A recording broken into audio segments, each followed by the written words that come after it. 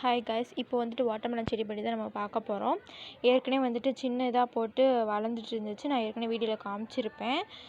So இப்படி தான் guys எங்களுக்கு போகுது கொடி எல்லாமே நல்லா சூப்பராக நல்லா வளர்ந்துருச்சு. நாங்கள் வந்து கொடி எதில் ஏற்றிட்டுருக்கோம்னா, நம்ம துணி காய போடுற கொடியில் தான் நாங்கள் ஏற்றிருக்கோம். ஆனால் இதில் வந்து நாங்கள் துணி காய போட மாட்டோம். ஸோ அதனால் ஏற்றிருக்கோம். இங்கே பாருங்கள், நல்லா கொழு கொழு நல்லா சூப்பராக இருக்குது. நல்லா கொடியெலாம் விட்டுருக்குது. அதுக்கப்புறம் வந்து இன்னும் பூ தான் கைஸ் விடலை. ஸோ பூ விடுற மாதிரி இருக்குது. பட் ஏன்னா பூ விட்டால் நல்லது தான். நாங்கள் ஏற்கனவே வந்து இந்த மாதிரி செடி போட்டுட்டு வாட்டர்மெலன் வந்து ஏற்கனவே பறித்தோம். ரொம்ப நல்லா ஸ்வீட்டாக நல்லா ரெட்டிஸாக இருந்துச்சு. இதில் வந்து எப்படி வரப்போகுதுன்னு தெரில. ஸோ நல்லா வந்தால் நல்லா தான் இருக்கும். பட் ஆனால் கொடி எல்லாமே நல்லா பெருசாக தான் கைஸ் போச்சு. நல்லா இருக்குது வாட்டர்மெலன் செடி. அதே மாதிரி கிளைமேட்டும் வந்துட்டு ரொம்பவே சூப்பராக இருக்குது.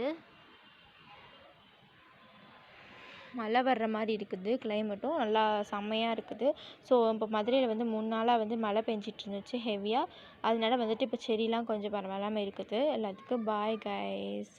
கமெண்ட் பண்ணுங்கள், லைக் பண்ணுங்கள், சப்ஸ்கிரைப் பண்ணுங்கள். பாய், ஷேர் பண்ணுங்கள்.